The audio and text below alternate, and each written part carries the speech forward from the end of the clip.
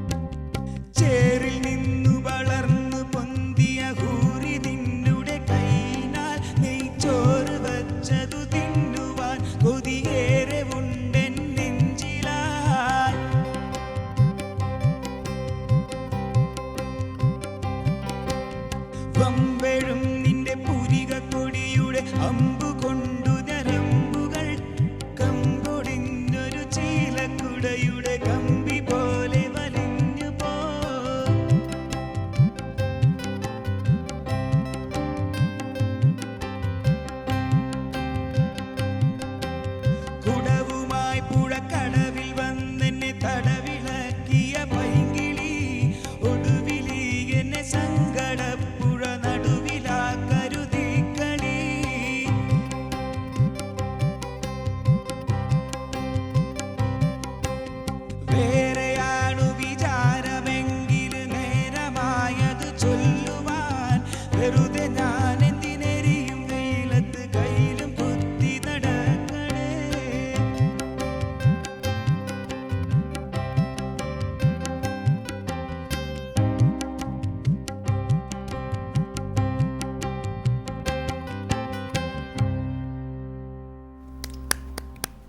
Sir ഇന്നലെ ഫേസ്ബുക്കിൽ ഒരു പോസ്റ്റ് കണ്ടു. സാറ് ബാഹുബലി എന്ന് പറഞ്ഞ സിനിമ ഏരീസ് പ്രസ്സിൽ ഇരുന്ന് കണ്ടതായിട്ടൊരു ഫോട്ടോ ഉൾപ്പെടെ ആരും ഇട്ടിട്ടുണ്ട്. കണ്ടോ? അതിനകത്ത് ഫേസ്ബുക്കിനകത്ത് ഉണ്ടായിരുന്നു. അതെ അതെ, വാച്ചിങ് എന്ന് പറഞ്ഞിട്ട്. അപ്പോൾ അതായത് സിനിമ ഇപ്പോൾ റിലീസായിട്ട് 2-3 ദിവസമായിട്ടുള്ളൂ. അത്രത്തോളം അപ്ഡേറ്റഡ് ആണ് സാറ് സിനിമ വ്യൂയിങ്ങിൽ. അത്രത്തോളം സാറിന് സിനിമ ഇഷ്ടമാണെന്നാണ് അത് കാണിക്കുന്നത്. സാറ് ഇപ്പം അതിന് തൊട്ട് മുമ്പ് ഇറങ്ങിയ പ്രേമം ഒക്കെ കണ്ടു കാണുമല്ലോ. തീർച്ചയായിട്ടും ഒരുപാട് സിനിമകൾ സാർ കണ്ടിട്ടുണ്ട്. ക്ലാസ് കിട്ടിയതൊക്കെ സിനിമയ്ക്ക് പോയിട്ടുണ്ടോ സാർ? അങ്ങനെ എന്തെങ്കിലും അനുഭവം? ശരിക്കും പറഞ്ഞാൽ സിനിമ എനിക്ക് വളരെ ഇഷ്ടമുള്ള ഒരു ഏരിയയാണ്. ഒരു പക്ഷേ ഈ രാഷ്ട്രീയ രംഗത്തൊക്കെ നമുക്കൊരു പല സമയത്തും സംഘർഷങ്ങളുണ്ടാകും. പക്ഷേ ഈ സംഘർഷങ്ങളെ വിജയകരമായി തരണം ചെയ്യാൻ സിനിമ എനിക്ക് ഒരുപാട് പ്രയോജനപ്പെട്ടിട്ടുണ്ട്. ഇപ്പം ഞാൻ ഓർക്കുന്നൊരു കാര്യമുണ്ട്. ഞാൻ നിയമസഭാ സ്പീക്കറായിരുന്ന കാലത്ത് സഭയിൽ സംഘർഷം വരും. പക്ഷെ അന്ന് ഇന്നത്തെ പോലെ സഭാസ്തംഭനം സ്ഥിരമായിട്ടുള്ളൊരു കാലമല്ല. വല്ലപ്പോഴും അപൂർവമായി ചിലപ്പോൾ ഒരു സംഘർഷം ഉയർന്നു വരുന്നു മാത്രമേ ഉള്ളൂ. അപ്പോൾ ഈ സംഘർഷം നിറഞ്ഞ അന്തരീക്ഷം നമുക്ക് കാണുമ്പോൾ അടുത്ത ദിവസത്തേക്ക് അത് തുടരാനുള്ളൊരു സാധ്യതയുണ്ട്. അപ്പോൾ ഞാൻ എന്ത് ചെയ്യും എന്ന് വെച്ചാൽ നമ്മുടെ ഫിലിം ഡെവലപ്മെൻറ്റ് കോർപ്പറേഷനിൽ വിളിച്ചു പറഞ്ഞ് ഏതെങ്കിലും ഒരു ഫിലിം ഏർപ്പാട് ചെയ്യാൻ പറയും. അപ്പോൾ ഒരു കലാഭവനിൽ സിനിമ ഏർപ്പാട് ചെയ്യും.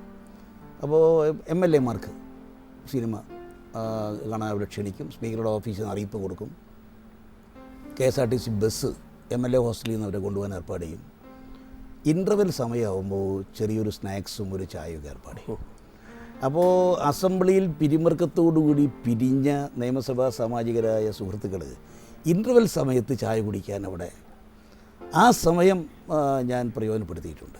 അപ്പോൾ നമുക്കൊരു കാര്യം ചെയ്യണം, സന്ദർഭവശാൽ സഭയിലെ കാര്യം ഒന്ന് ചർച്ച ചെയ്ത് നമുക്ക് നാളെ രാവിലെ 8 മണിക്ക് ഒന്ന് കാണണം എന്നും പറഞ്ഞ് ഭരണകക്ഷി അല്ലെങ്കിൽ കക്ഷി നേതാക്കന്മാരെ പലരെയും അവിടെ വെച്ച് നിശ്ചയിച്ച് അങ്ങനെ വീണ്ടും ഒരു ടോക്കിംഗ് ടൈം അല്ലാതെ പിരിഞ്ഞ സന്ദർഭത്തിൽ വീണ്ടും അവരുടെ സംഭാഷണത്തിലേക്ക് തിരിച്ചു കൊണ്ടുവരാൻ സിനിമ വളരെ സിനിമ ഇങ്ങനെ ഒരു ഞാൻ പല സിനിമകളും കാണിച്ചിട്ടുണ്ട്.